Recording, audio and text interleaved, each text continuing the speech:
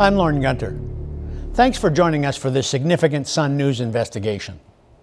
This summer, a natural disaster struck more than 30 communities in my home province of Alberta.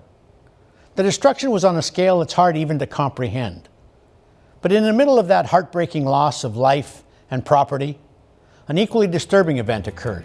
An incident that calls into questions the actions and motives of the RCMP. Indeed, there's even an ongoing investigation into what Mounties did by the Independent Commission for Public Complaints against the RCMP. Something went horribly wrong this summer in Alberta. In the fog of disaster, was a dangerous line crossed? A public trust betrayed? As you're about to see, certainly hundreds, likely thousands of residents of one Alberta town would say, yes, it was.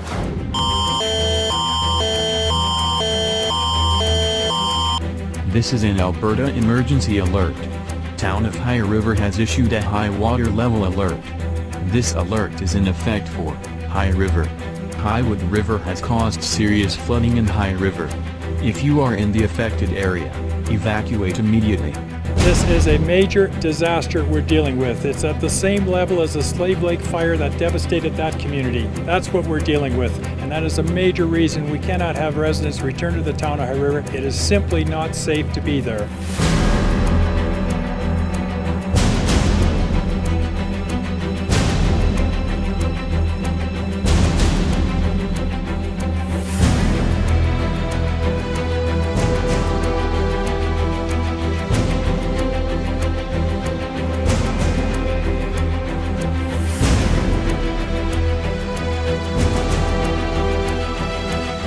We were depending on our government and our police to protect us. And that is what you said you were doing by keeping us out of the town. But by booting in our doors and taking our things, you made us feel less safe. And in fact, you also made us, in effect, less safe, because now we were vulnerable to looters. You know, it makes me lose faith in our RCMP that they can just kind of go over our heads and go in and just kind of search and root around people's homes. I've heard a lot of different stories. I don't know what's true or not, but I know my story's true. I want to know what gave you the right to come to my house and look for something that belongs to me. I want to hear more about the whole gun issue. Doors be damned, I had one of them too. I want to know about the guns. I don't want to get this person in trouble, but when I asked him why 2 of my doors were booted in that weren't locked, he gave me a wry little smile and he said, "Les, there's no better feeling than booting in a door."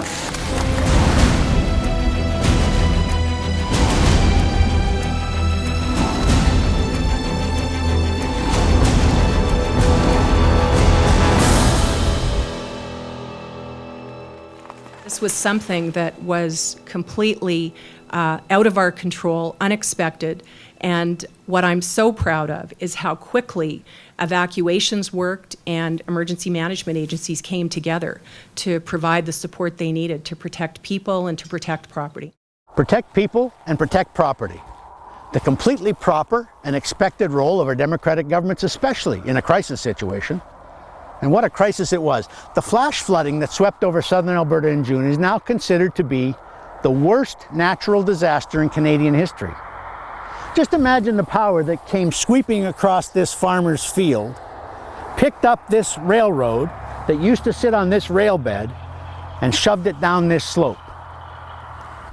Unfortunately, among all the pain and suffering of this natural calamity emerged stories of a self-inflicted wound, a potential offense against the most important check and balance that exists in a democracy, the balance of power between law-abiding citizens and those we trust to enforce the law on behalf of the government. As a journalist, it's my job to investigate the possibility of such a breach of trust taking place. But more importantly, as a Canadian, I need to understand what happened here in High River. This town is as apple pie Albertan as it gets. 13,000 residents with a full-service hospital, a regional airport, a bustling little economy that includes one of the country's few scandal-free meatpacking operations. It's even the panoramic shooting location for CBC's popular Heartland series. And most importantly, it boasts engaged citizens who have an active interest in their community. This isn't some droopy little hamlet that's out of sight and out of mind. Many people commute to work in Calgary, which concerns me greatly, because if a fundamental breach of the Charter of Rights and Freedoms happened here, in this provincial Pleasantville, then it could happen in any town, big or small, in any province. As you'll see, our investigation has uncovered disturbing new evidence in the form of police documents showing that the RCMP purposely crossed a very dangerous line. But how could such a disturbing act possibly take place? When disaster struck hard last June, states of emergency were declared across most of southern Alberta. Folks, this is the Calgary Police Service. The province's Emergency Management Act gives added power to police and officials so they can protect people and property. And in every case, those powers were used appropriately and then withdrawn, except perhaps right here, where High River reportedly became an authoritarian Disneyland. For instance, why did officials adopt an infrastructure-first, people-last approach after insisting the town of 13,000 be completely emptied and locked down, essentially placed under martial law? Almost every single home was systematically entered and searched, sometimes more than once, even homes that weren't flooded. Forced entry was required in nearly half of those searches. Yet the RCMP and governments refused to accept financial responsibility for the damage done to nearly 1,900 homes until residents went public in a raucous meeting a few months later. And of course, there was the seizure by Mounties of firearms from more than 100 of those homes, an infamous event that's become known as the High River gun grab. All this, it seems, is the result of a perfect storm, and not just the weather kind. No one who was here during the floods will forget what they witnessed. I'll never forget it, even from my safe and dry vantage point at the Edmonton Sun. I couldn't believe what was happening to my fellow Albertans as town after town sank beneath unexpected flash floods. Until finally, and most astonishingly of all, the entire downtown core of our civic rival to the south simply went dark.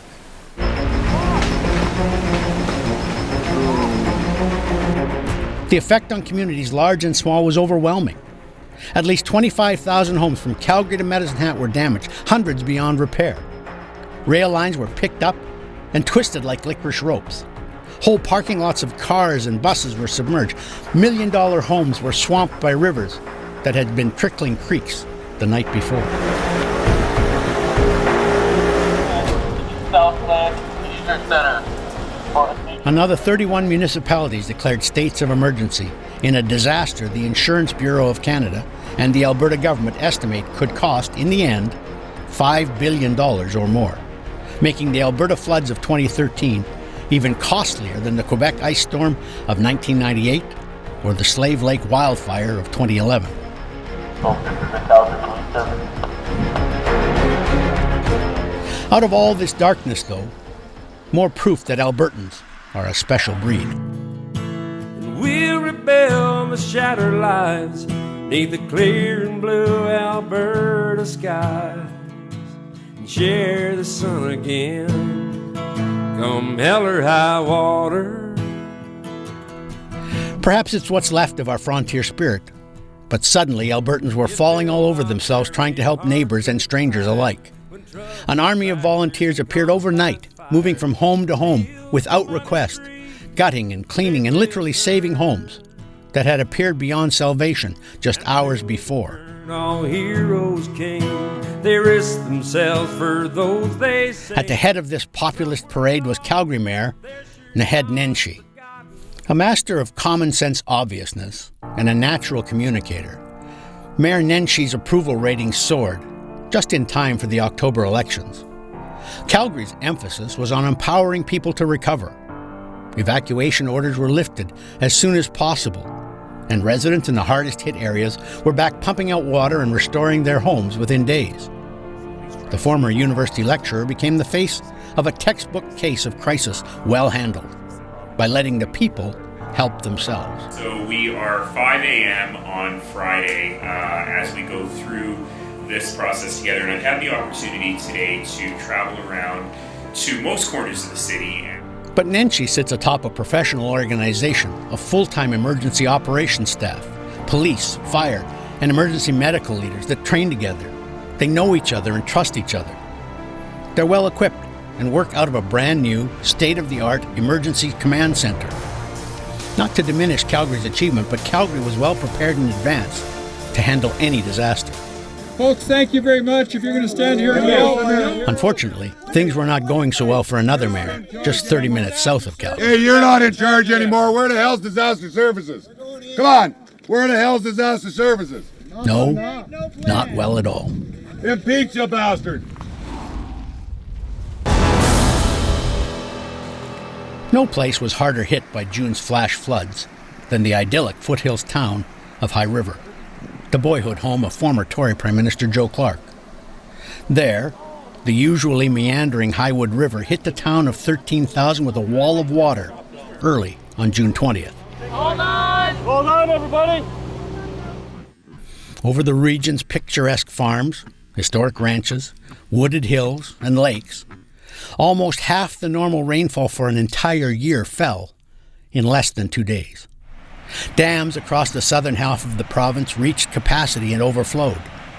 The pump was primed for disaster. Unfortunately, it wasn't just the torrential rains.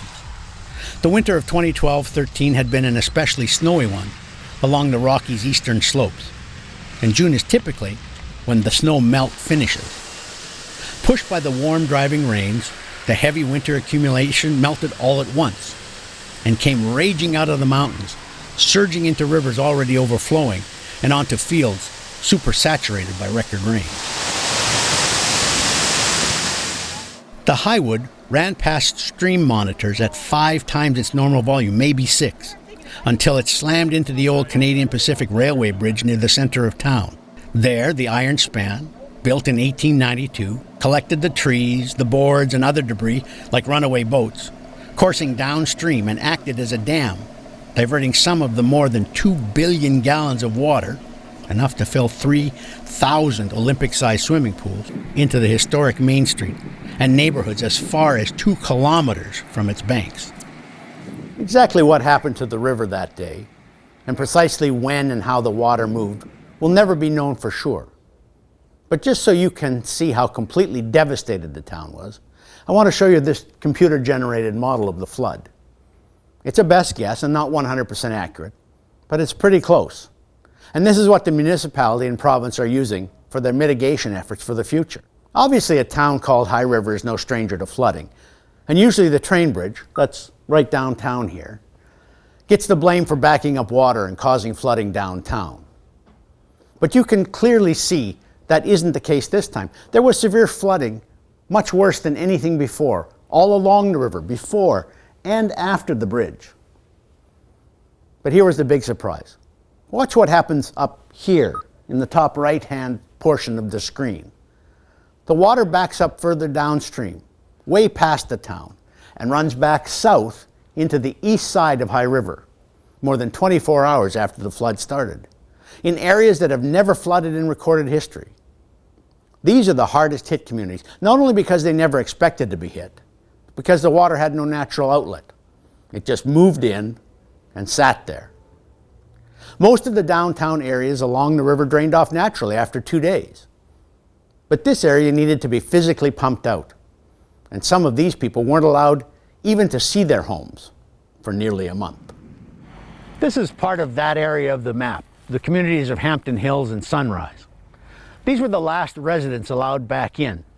Most of the homes here sat submerged in water well over the main floor level until this area was eventually pumped dry. Owners were finally allowed back in on flood day 26. Now, most of the residents would prefer not to live here anymore. Their structures were submerged in water that was contaminated with chemicals and sewage and who knows what else. And they sat in that during some of the hottest weeks of the summer. So understandably, residents are worried about their health. But so far, the province refuses to buy them out, preferring instead to remediate the homes, essentially to rebuild them from the inside out. This is flood day 140, and that work is going on right now. So as you can see, the destruction in High River was on a scale seldom seen in Canada, as an overwhelmed High River Mayor Emile Blockland said in frustration in the days following his town's devastation. What you don't understand is we don't have a flood. We have a disaster. Floods are very easy to deal with. Water comes, water goes, and then we clean up afterwards. This is a major disaster we're dealing with. It's at the same level as the Slave Lake fire that devastated that community. That's what we're dealing with, and that is a major reason we cannot have residents return to the town of High River. It is simply not safe to be there.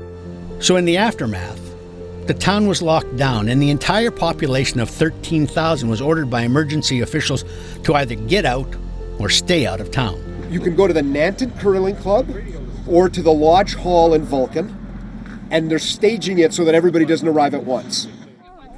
All but an estimated 300 complied. The rest moved with what they were carrying into makeshift dormitories set up in the arenas and halls of nearby communities or into the homes of relatives and friends. It's important to the story of the gun grab that not one of those people was allowed back into this town to even drive by their property. Not even those residents whose homes were untouched by the fury of the Highwood, or those who could have saved their homes from severe damage by pumping out floodwater and backed up sewage within the first few critical days. It was 10 days until the first area was reopened as part of a staged reentry, and most residents were out for 2 full weeks or more. This is the intersection of 498 and Highway 2, the scene of some of the tensest exchanges between residents and officials. Also important to point out, the neighboring town of Okotoks escaped major damage, and it's only a 15-minute drive north from where I'm standing. It's a larger community than High River, well stocked with grocery stores, drugstores, banks, hotels, restaurants, gas stations, a Walmart, a Home Depot, an emergency care facility, even a Staples. Just as Calgarians were allowed to recover their homes during the day but had to live and shop in other neighborhoods untouched by the flood, Okotoks could easily have been used to supply and support High River residents cleaning up their homes immediately after the flood. But strangely, instead of allowing people back into areas of town that were free of water, even under the condition that limited services were available, emergency officials here decided infrastructure repair was their top priority. And things went downhill from there. It's also important for us to get the business community going so that when you get there and you're looking for repairs to your home, you have a hardware store that's open, you have a grocery store that's got food on it, you got a drugstore that's open for your medical supplies. It's only a little ways away. We don't need all that stuff.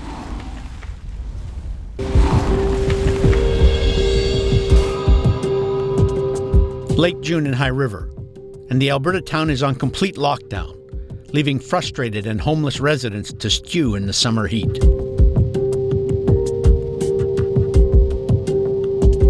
Authorities set up roadblocks at every entrance, and more than 200 Mounties brought in from across Alberta enforce a no-go zone 24/7.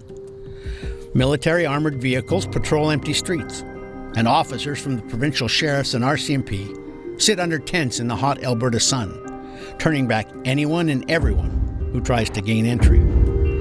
Helicopters even patrol overhead, making sure no one can sneak back in. There may have been good reason to keep people out, at least initially. Search and rescue efforts were still underway. In any disaster, there are always a pathetic few that will attempt to loot. 6 days after the flood had receded, emergency management officials from the province of Alberta estimated 80% of the town was without basic services such as electricity, water, and sewer. The mayor warned there could be sinkholes that would swallow up vehicles. Worse yet, the thick mud that choked High River streets was full of dead animals and feces, and it was beginning to dry in the warm weather that followed the flooding. If it began to powderize and blow around, returning residents might inhale significant amounts of airborne bacteria, or so the theory went. We've got big problems in the town of High River. Basically, the town of High River is out of business right now. We have no infrastructure. We have no sanitary sewer. We have limited supply of water. We have no electricity in the community except for one small strip. You have no services in the community. You have no medical as in drugstores. You have no fuel purchasing. Yet the same day that Bloughlin insisted his town was unsafe for residents, because of the absence of a functioning gas station and the threat of airborne disease, a busload of reporters wearing surgical masks was driven into High River under military escort to view the devastation. And police officers, provincial emergency workers, soldiers, and utility technicians could clearly be seen from the barricades, almost all working maskless and driving around with little concern for sinkholes. Many frustrated evacuees wondered aloud why it wasn't safe enough for them if it was safe enough for journalists, bureaucrats, and utility workers.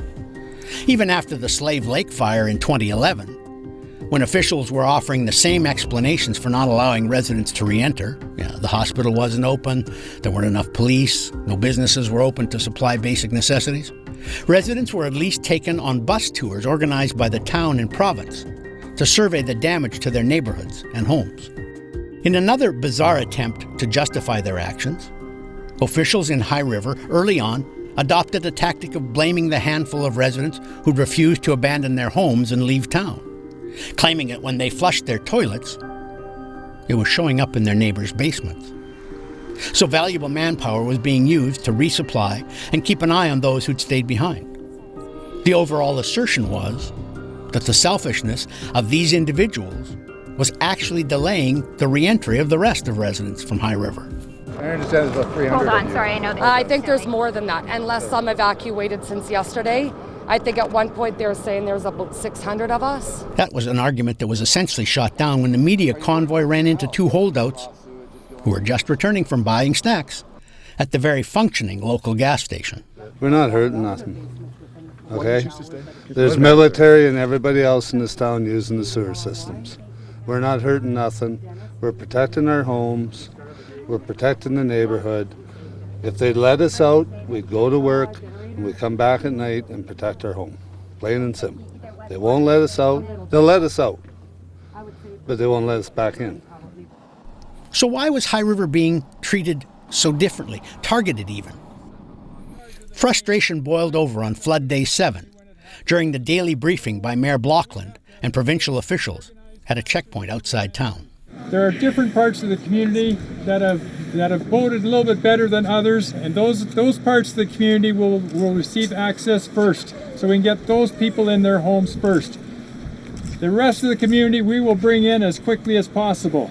It's also important for us to get the business community going so that when you get there and you're looking for repairs to your home, you have a hardware store that's open, you have a grocery store that's got food on it, you got a drugstore that's open for your medical supplies. It's only a little ways away. We don't need all that stuff. All those things we've got to have in place for you to be safe. We need to have the hospital and medical supplies in. No, we don't, Emil. We don't need that, Emil. Folks, thank you very much. If you're going to stand here and yell, What about you're not in charge anymore. Disaster service. Hey, you're not in charge anymore. Where the hell's disaster services? Come on. Where the hell's disaster services? Enough's enough. No plan. Just unbelievable. Wait again. Oh, I gotta go. I got another press conference. What the hell's the sense of going to one when you can't finish this one? October's just around the corner. Impeach you bastard. Residents were legitimately concerned for their homes, their possessions in their town. They couldn't understand how the absence of a functioning grocery store was being used as an excuse to keep them out after the floodwaters had receded. They were responsible citizens. Many had experienced cleaning up from previous floods. Any town called High River is no stranger to flooding. Tell them what they could and couldn't do in town, and they'd stay out of officials' way while they tried to get their lives and homes back in order, bit by tiny bit. But that wasn't to be. In fact, something else was going on behind the barricades at that very moment. Something the police were keeping extremely quiet about. But not for long. Just had enough of this. They just took a backhoe or a hoe and dug a trench from there to the river. This would be gone. This would be gone. Just dig a trench. Oh no. Why? But even all this, the heavy-handedness, the miscommunication, the attempt to turn neighbor against neighbor, all the lame justifications, could still be shrugged off as nothing more than an overreaction by inexperienced local and provincial officials dealing with a stressful situation. Hardly the making of a charter violation, unless all those signs were symptoms of a bigger problem. a problem that finally surfaced at a checkpoint briefing the afternoon of the following day, Thursday, June 27th, the 8th day of the flood. There, the Mounties suddenly laid spike belts across the roadway entrances into High River, before Sergeant Brian Topham admitted to the media that officers had seized a substantial amount of firearms. Why the spike belts? It seemed an unnecessary provocation to reporters on the scene that day. And why firearms? Sergeant Topham added, "We want to make sure that all of those things are in a spot that we control, simply because of what they are." That's an odd way to explain what police were doing. Police felt they had to control hundreds of guns simply because of what they are. Remember that phrase. Topham was one of approximately 200 Mounties brought in from around Alberta to help enforce the evacuation and find any survivors who'd been trapped in their homes. Or at least, the hunt for survivors was the official excuse for the presence of all those extra officers. A 3-decade veteran of the federal police force, Topham also added the spin-doctored excuse for the gun grab that appeared the same day in press releases from the RCMP's Alberta headquarters in Edmonton and on the K-Division website. Officially, the excuse given for scooping up as many guns as Mounties could find was, according to Topham, because people have a significant amount of money invested in firearms. So we put them in a place that we control and that they're safe. But residents had a significant amount of money invested in other possessions too, in artwork, high-end electronics, jewelry, passports, credit cards, even tools.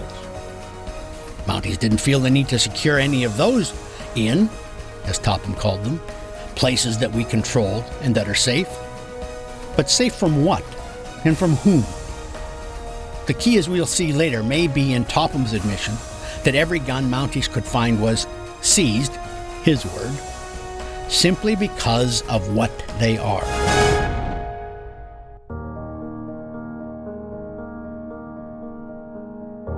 I'm here because of the actions the RCMP took during the flood and how, hopeless we were to defend them, and how we were forced to leave our homes, but then not allowed in to resecure our properties, told these searches were reasonable, but my home was in a non-affected flood area, didn't have any water, didn't lose power or water service the whole time, but yet they kicked in my door to the point where it was laying on the floor, couldn't even be resecured. So my house was left open for looters, for the elements, for animals or anything. When it comes to the guns, we just grabbed stuff lying around, again, is an absolute fiction. We had guns in a safe that my husband brought up. The 2 that didn't work, he left on the stairs, and those were taken. The ones that did work, and I don't know how many he had, but they were registered at one point, took up to our bedroom, which they then walked up the stairs, muddy carpet, the whole bit. I'm sure that's a familiar story. In our closet, behind some clothes, behind a guitar. Those were not just standing around, and it makes you feel a little uncomfortable. You're wondering, hey Stan, check it out, is what it feels like. The state may have no place in the bedrooms of the nation, unless it's during a state of emergency, apparently. In which case, it's all right to head straight for the most private area of someone's home and root around for a while, until something that's been hidden is found. Things that, thanks to the recently dissolved gun registry, police knew were being kept somewhere in many High River homes. That does not pass the smell test for lawyer Rick Hemmingson. Well, Lauren, the Emergency Management Act does not give the police any powers, period. There is no part of the Emergency Management Act that says upon declaration of a state of emergency, martial law shall exist. So it's just not there. There are some extraordinary powers given to the minister, and there's some extraordinary powers given to the local authority. But in the Act, the local authority is not the police. The local authority is the minister and council.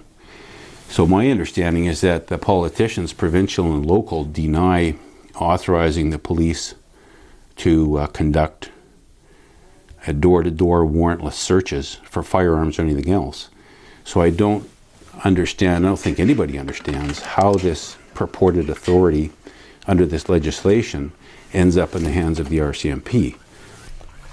What was happening in High River was so astonishing that even the Prime Minister's office and Alberta's Attorney General took the extraordinary step of intervening in an ongoing police action. Both cautioned the Mounties to end their searches as quickly as possible and return any guns they had taken as soon as they could. Spike belts are the most obvious evidence that paranoid Mounties and petrified provincial politicians were seriously worried about the situation they had created. Already, a court challenge was being organized by residents to force officials to reopen High River. Town doctors were warning about the imminent development of toxic mold in homes that were left stewing in the sun, and people were becoming very agitated at the checkpoints. It's not hard to imagine that, in the fevered minds of provincial bureaucrats, some of the angriest and most determined High River residents could be seen successfully storming the blockades, making their way back to their homes and barricading themselves inside, forcing the police into multiple armed standoffs. Maybe that's why the guns were seized, while Mounties claimed to be searching homes for survivors. And that, perhaps, was why residents were kept out of town for as long as they were. It would also explain the amount of damage done during forced entries. After the first few days of searching, officials said they started using locksmiths to open and then re-secure homes instead of smashing their way in. If they decided to double back in a sudden gun-seizing blitz, they likely wouldn't have taken time to organize civilian locksmiths. Officials insist to this day the evacuation and the gun grab were designed to keep the town safe for residents until they could return home. The implication all along has been that the guns were taken so thieves didn't steal them while residents were away. But maybe, just maybe, High River residents' guns were taken from their homes under the guise of emergency powers, not because Mounties wanted to help out and keep these valued possessions safe until their rightful owners could return. Maybe Mounties committed a spree of destruction in High River, in which they damaged more than a third of private residences, because they were simply worried that angry citizens would return and take up those arms against police, provincial politicians, and bumbling local officials. If the latter is the case, then the High River gun grab is one of the worst violations of citizens' basic rights in Canadian history.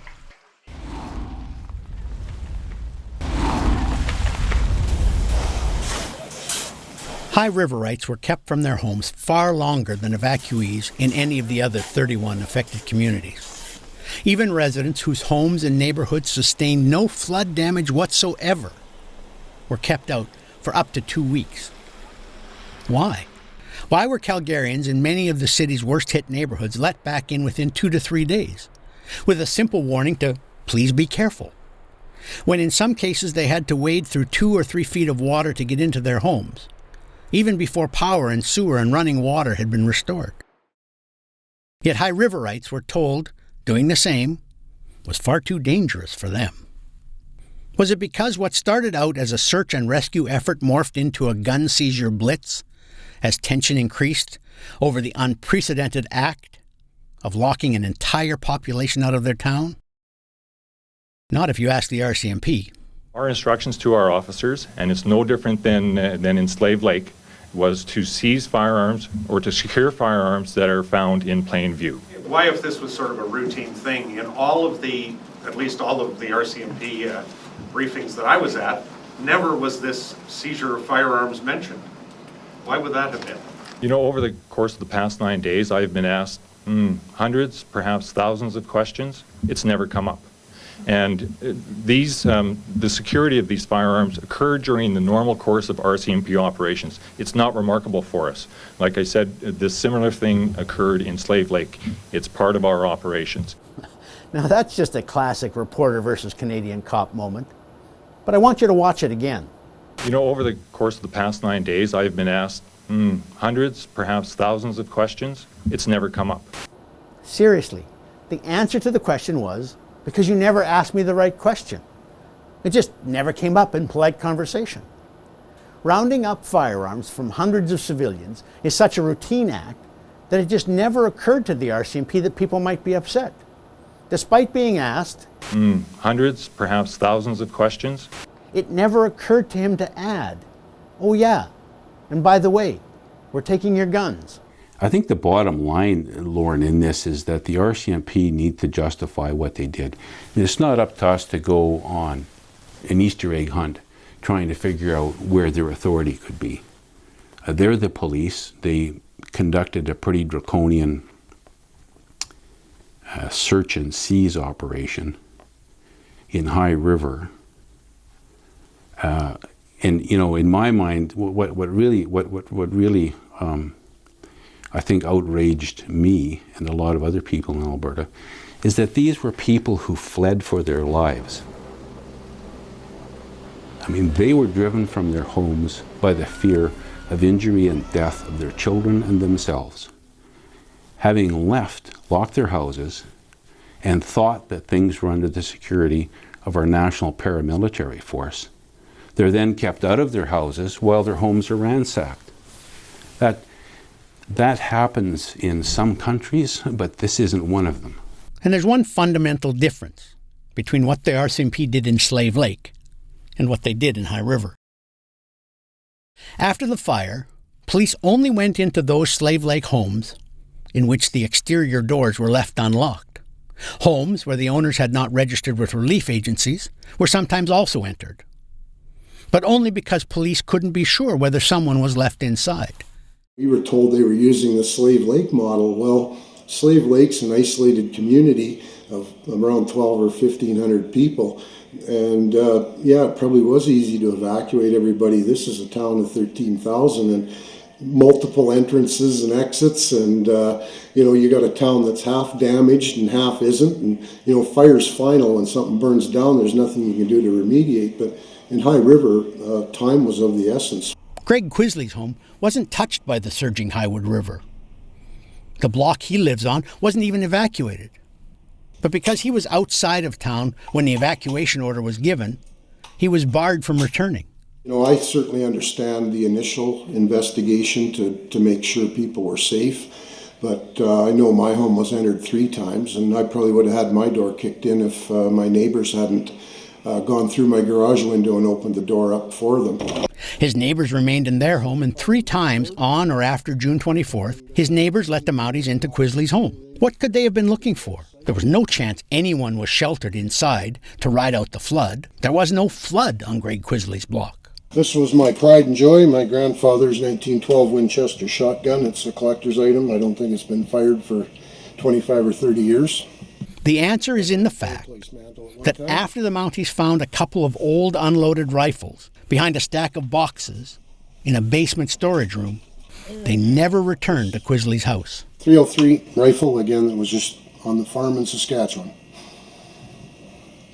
Again, hasn't been fired for a long time. Mounties were targeting gun owners, pure and simple, and Sun News has obtained notes explaining how. Okay. That proof is still ahead. If the forced entries were about emergency management and not first and foremost about disarming High Riverites, why were homes untouched by the flood broken into? Homes that were high and dry, where the power, water, and gas were still on, were just as likely to be searched as homes where the first story was underwater. The beginning of the end of the nightmare couldn't come soon enough, and eventually people were let back into town to begin picking up the soggy pieces. But many also faced a surprising and unexpected amount of non-flood related damage. It's a custom door. I went yesterday and had a quote done for it, $4,300. $4,300 just for the door. 50 days wait time to get the door after I order it. I have to pay before I order it. I've already put out $12,000 to $13,000 since I've been kicked out of my house. Where am I getting $4,000 to put a new door in here? Runaround from various levels of government about who was going to pay the bill for these damages was the final straw. At a public meeting in High River on September 5th, resident after resident told of the brutal damage Mounties did to their homes, and the way it appeared Mounties were on the warpath for guns, and only guns. I want to know what gave you the right to come to my house and look for something that belongs to me. I want to hear more about the whole gun issue. Doors be damned, I had one of them too. I want to know about the guns. I live half a year in Texas, and I tell you this, you pull a stunt like this in Texas, you'd be doing a lot more than standing there smiling. I drove down from Edmonton for that meeting. I had to see and hear for myself what had happened here. And the stories and the emotion behind them, quite frankly, were shocking. Over $1,600. Boy, was I angry. It's still not fixed. And it says here, protecting property. Hell, my property isn't protected. We were not allowed or able to protect our belongings or our homes with our doors booted in, and we're not allowed to do so for several weeks and had to sit there completely powerless, waiting for someone to let us back in. Now, I thought I lived in a free country. What this whole flood taught me is that I don't. And I'm very glad that we have some politicians that are willing to look into this, because we have civil liberties at stake here. They are at stake. To his credit, the brand new post-flood detachment commander, Staff Sergeant Ian Shardlow, stood and took what has to be one of the worst public dressing downs of a Mountie that has occurred in years. That image of the RCMP has done a swan dive, and this did nothing to help. I am coming, I'm telling you now. And this idea about the RCMP officers that had their doors booted in, we have 2 on our street. Every door has been booted in but 2. You want to guess which 2? They're really nice guys. And if I was a Mountie, I would have protected my house too. I mean, if I work at Walmart, I get a Walmart discount. I guess this was a Mountie discount. We recognized early on that the damage to the doors was going to be a significant issue, and I can tell you that I have lived and worked within the government for my entire life, 17 years professionally, and unfortunately some things are just difficult to deal with. And the numbers are correct, it's around 1,900. I'm going to suggest that it will probably stop before 2000. At one point they were coming in at maybe 10 or 15 complaints an hour. They come in now at 1 or 2 complaints a day. So that's 1,900 reported claims, representing the people that bothered to file a formal claim. The number could well be higher. Many residents may have just fixed the damage and got on with their lives. I'm going to quote a member who is going to remain nameless, because I know you guys, gossip just as the rest of us do, and I don't want to get this person in trouble, but when I asked him why 2 of my doors were booted in that weren't locked, he gave me a wry little smile and he said, "Les, there's no better feeling than booting in a door."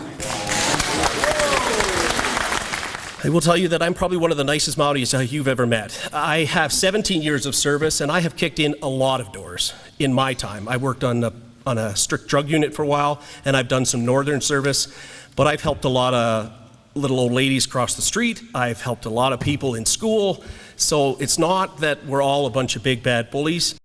Still, doors were kicked in even where there were panels of glass next to the door that might have been broken instead. It had a side panel like this? Just like that, yeah. And glass in the door just like that. So a hand could reach in and turn the deadbolt.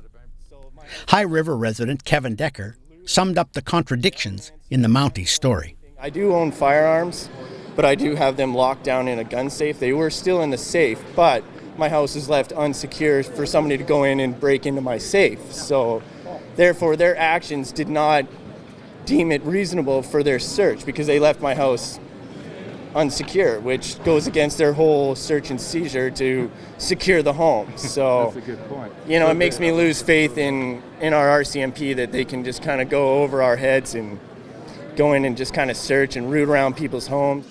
The meeting was organized by the leader of Alberta's official opposition, Danielle Smith, the MLA for the constituency, and a High River resident herself. The staff sergeant who's now responsible for the area said that there's been 1,900 incidents. And the thing that alarms me are two things. Number one, I got a letter from Lee Cutworth, who's our property rights advocate, and he has confirmed that the RCMP said they did not act under the direction of any elected official, which means they were acting alone.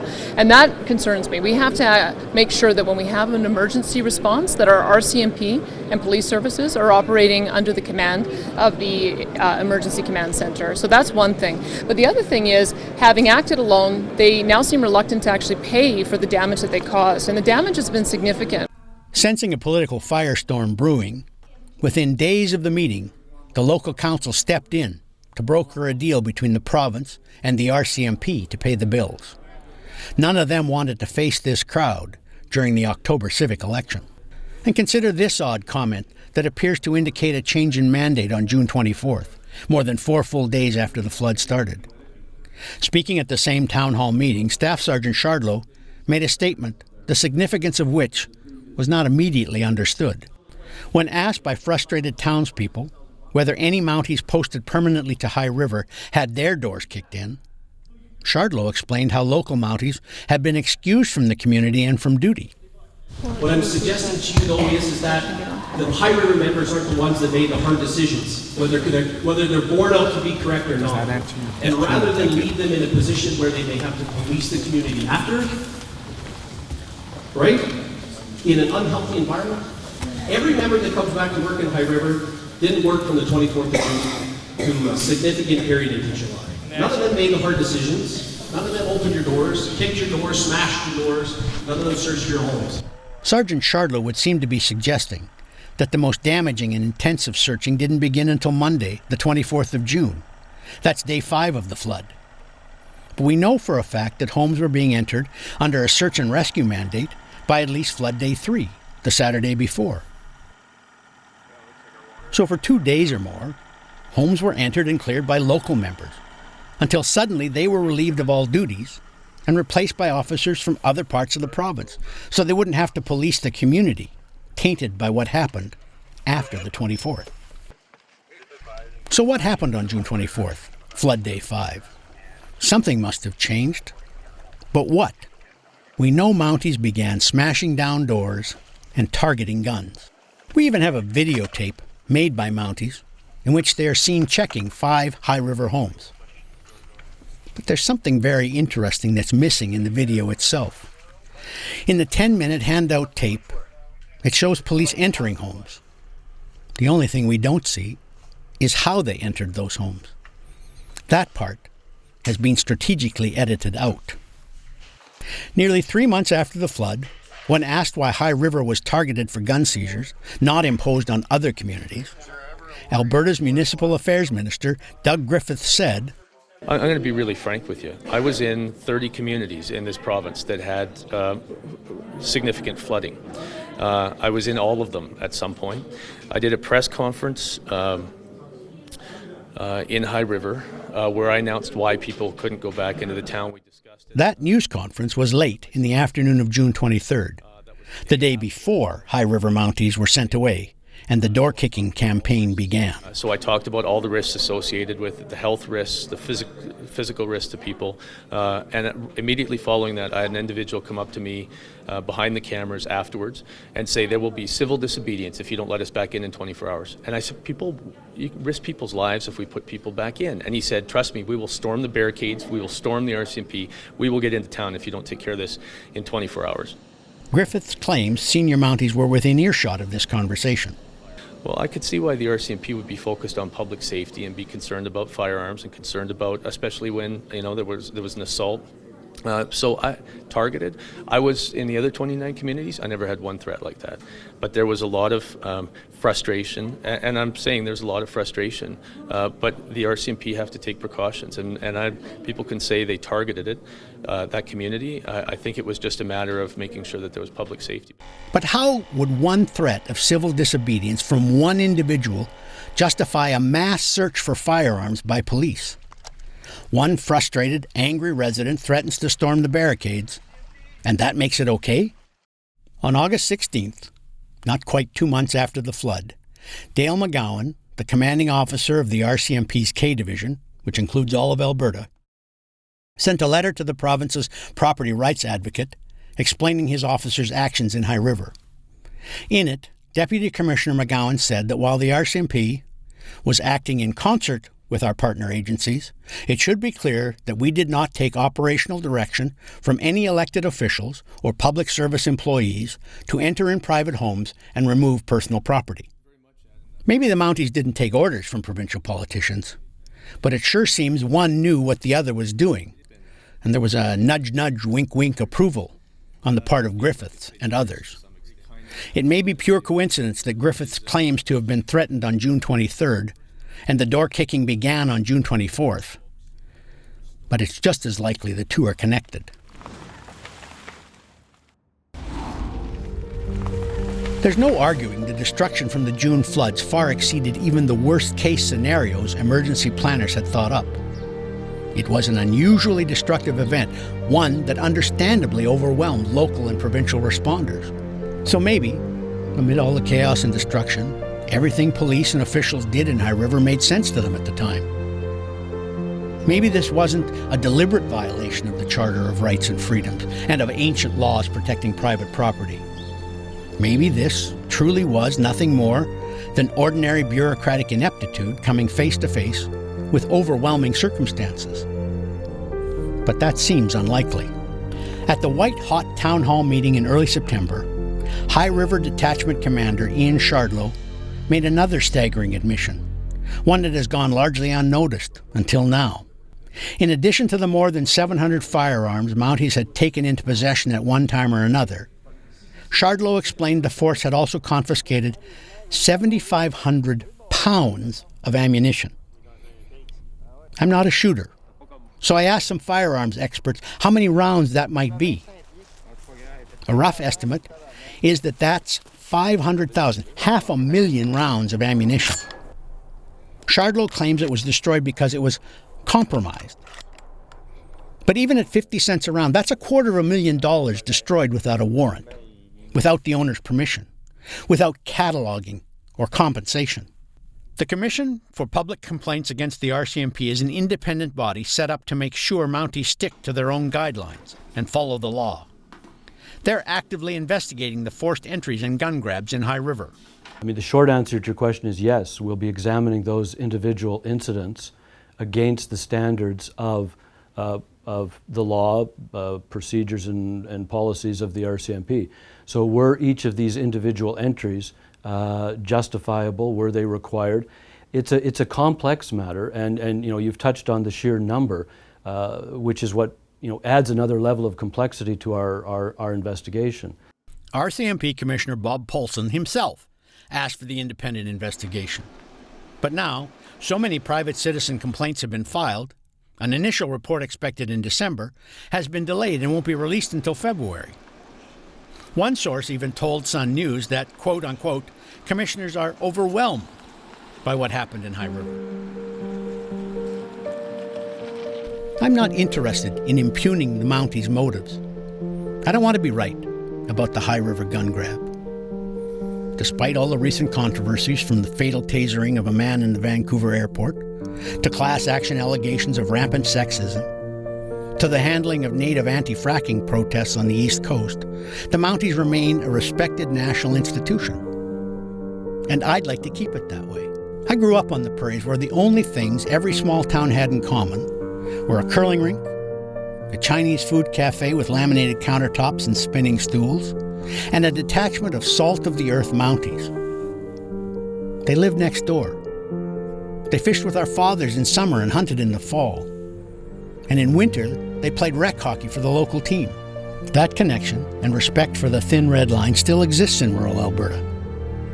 Just look at the memorial to 4 slain Mounties in the northern Alberta town of Mayerthorpe. Unfortunately, the deliberate ambushing by a demented and armed local may also have marked the beginning of a growing paranoia in some members' minds about gun owners, even law-abiding gun owners. The only way it would work is if they took it out of the RCMP's paycheck, the guys that were kicking doors. Then it'll work. So what happened in High River? How did the Mounties of my youth become the door-kicking, gun-grabbing bullies of that flood-stricken town? And why send all the local High River Mounties out of town? It's almost as if commanders had decided to up the destruction level of their house-to-house searches, and they didn't want their High River members to see what was going on, or to be on the hook after it was over, a sort of plausible deniability. High River was under a state of emergency at the time. But while a state of emergency gives police some temporary additional powers, there is no legal justification for subjecting 1,900 families to arbitrary searches and seizures of their private property based on the ravings of a single individual. A state of emergency does not suspend basic legal protections. For instance, during disasters, while police may be able to enter homes without warrants looking for survivors huddled in a closet, they may not, at the same time, go on fishing expeditions for evidence of crimes. The vehicles in your garage are fancier than your income would indicate. Are you sure you're reporting all your finances to the Canada Revenue Agency? It's even doubtful whether a drug possession charge would stick if police found your stash of weed while they were searching for your stranded kitty cat. It simply can't be up to the police to interpret the charter and decide when it applies and when it doesn't. It can't be up to the police to decide when they need a warrant and when they don't. Section 19 of Alberta's Emergency Management Act authorizes the minister in charge to take some pretty draconian measures. For instance, he or someone delegated by him, such as a police officer, can, quote, conscript people to help with emergency operations or force citizens to render aid. He can control or prohibit travel to or from any area of Alberta, or cause the evacuation of any area. The minister can even authorize the entry into any building without warrant by any person in the course of implementing an emergency plan. But the salient fact here is that no one, not even police, may conduct warrantless searches under Alberta's Emergency Management Act without the expressed authorization of the minister. And Alberta's Municipal Affairs Minister, Doug Griffiths, who was in charge during June's floods, insists he did not give permission to police to go rummaging around in High River homes looking for guns. And the then commander of the Mounties in Alberta, Dale McGowan, claims he and his officers were operating without direct orders from provincial or local authorities. So at least under the province's emergency laws, the RCMP gun grab would appear to be illegal. But what about under federal law?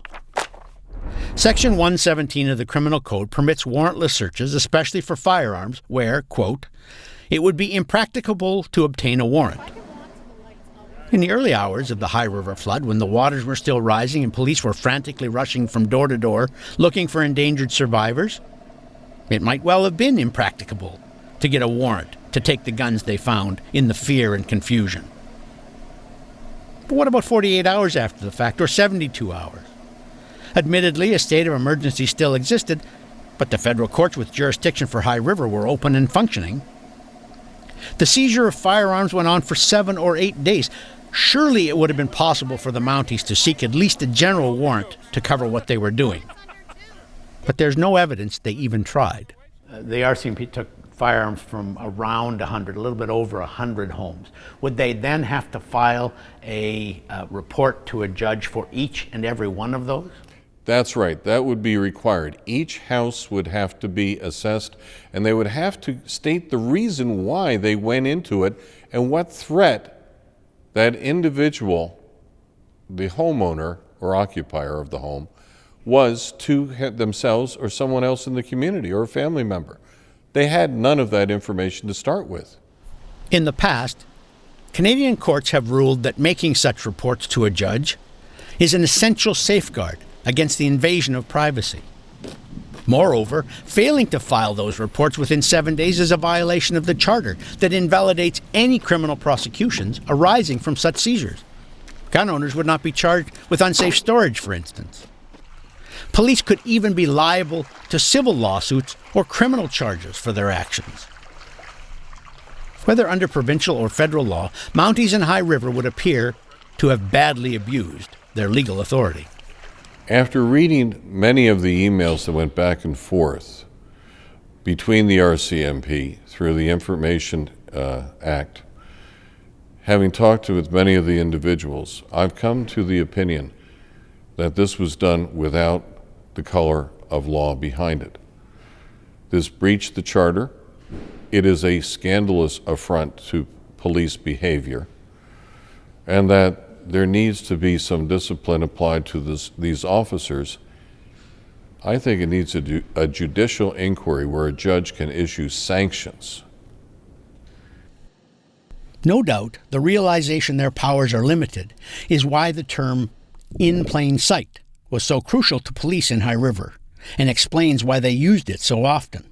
On the hot June afternoon, when Mounties laid down spike belts to keep High Riverites out of their own town, and Sergeant Topham stepped to the microphones to announce his fellow officers had seized a substantial amount of firearms from homes while residents were under forced evacuation, Topham said the large quantity of firearms were left by residents in their places.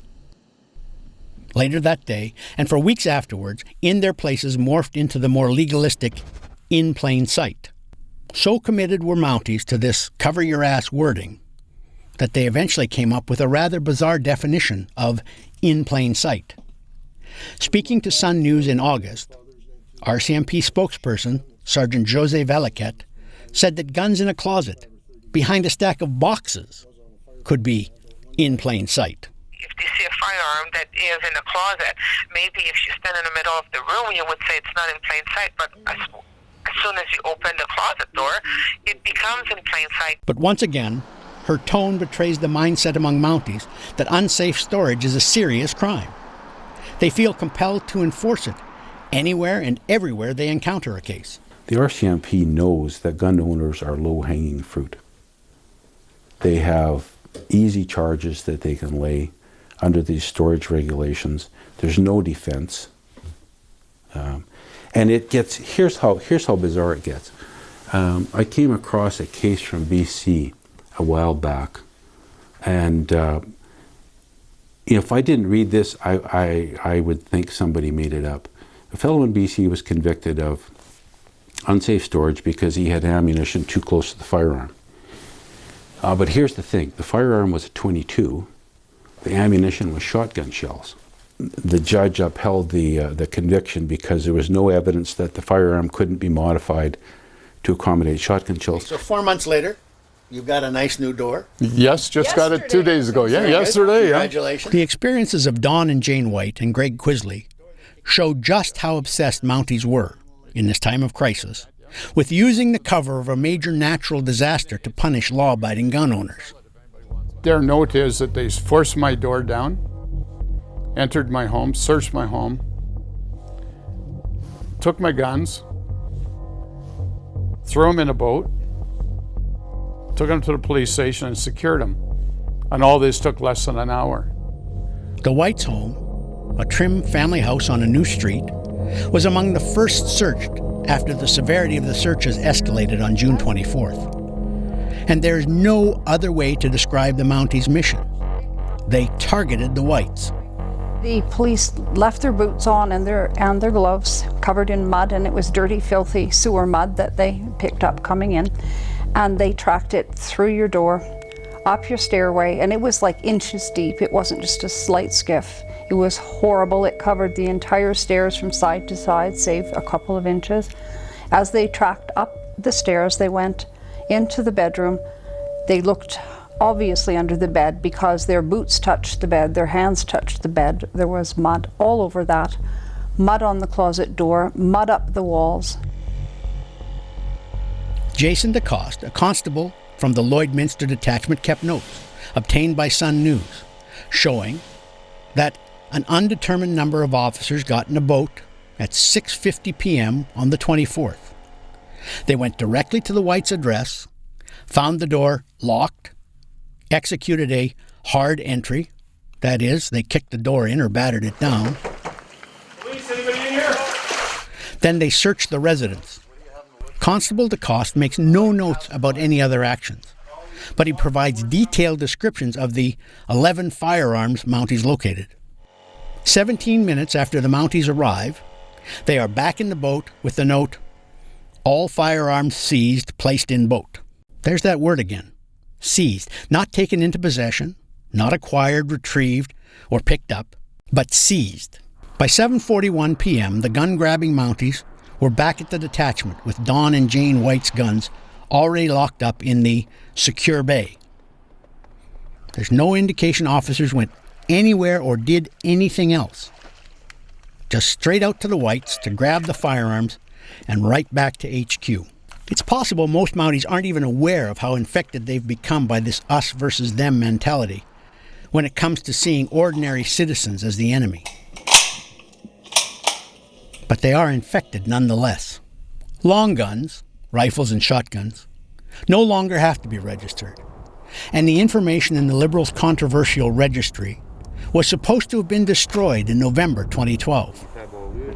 But police obviously have some electronic way of accessing who had registered guns and what guns those were. But how did Mounties know which homes and families to single out? The registry database was supposed to have been destroyed a year ago. The most likely answer is CPIC. The Canadian Police Information Centre computers very likely contain info on who has a firearms license and which license holders had guns registered to their names. It's critical to the legality of what Mounties did to determine whether they made use of CPIC or some other database to compile a list of possible gun owners in High River. Remember, police have extraordinary powers during times of emergency, but only to the extent they need those powers to save human life and prevent the destruction of property from getting worse. They can't use the emergency as pretext for other police agendas. When the long gun registry was thrown on a manure pile, as it rightfully belonged, we know that the firearms officers in provinces tried to keep it. And so you had the will of Parliament on the one hand, and you had these bureaucrats called firearms officers, which a lot of them are actually retired police, deciding no, that they would keep that going. So with that in the background, one wonders how the stories about targeting certain homes, so if they were targeting certain homes, then how? Strictly speaking, in a disaster, the Mounties' emergency powers do not grant them authority to make special, targeted searches of private property. If, for instance, they used police computers to identify which houses to search based on which owners had firearms licenses, rather than basing their decisions on which homes were most likely to contain survivors, then they very likely overstepped their mandate. They should have had warrants, but didn't. So if the gun grab wasn't about survivors, and it wasn't really about safeguarding possessions, what were the Mounties' objectives and motives? It's hard to escape the conclusion that Mounties took the guns of High Riverites, and only of High Riverites, not the residents of any of the 31 other communities affected by the floods. It took their guns because they feared violence from residents when they were given the all clear to return to their homes. And why did they reach that preposterous conclusion? Because 20 years of enforcing Ottawa's gun laws has left the police paranoid about law-abiding gun owners. The police now see law-abiding gun owners as dangerous as drug dealers with guns. I don't want to be right about what happened in High River. I don't want to believe our respected national police force has descended to the point where they see Canadians, the people they're meant to serve and protect, as the enemy. But the magnitude of what went on in High River, over a third of all homes violently entered and searched, and the duration of the hunting expedition, at least 7 or 8 days, far longer than needed to account for any survivors, and the specific nature of the police searches, only firearms were taken, no other personal property, leaves me to conclude that the High River gun grab was a violation of citizens' rights on a wide scale, a scale with few precedents in Canadian history. The forced entries and seizures have done nearly as much damage to the public's faith in the RCMP as the flood did to this beautiful foothills town. The RCMP did something here that I would hope all of us as Albertans find repugnant. It's up to them to justify under what authority did you do this. Because if it's simply because we could, or because we have the force and decided to use it, that can't be good enough. So the warrantless gun grab and the destructive forced entries happened. And they happened on a community-wide level, all in the name of public safety. The best way to make sure such an abuse of authority doesn't happen again is to get involved. The Commission for Public Complaints Against the RCMP is currently investigating the conduct of Mounties in High River. If you have information that you'd like to share about what happened this summer, you can contact the Commission in a number of ways. You can go to their website at cpc-cpp.gc.ca and fill out an online complaint that lets you submit the information electronically. You can also contact them by email to file a complaint or for general inquiries. And there's also a 1-800 number you can call from anywhere in Canada. Sun News will be following this investigation closely and will keep you updated on any new developments. Thanks for joining us. I'm Lorne Gunter.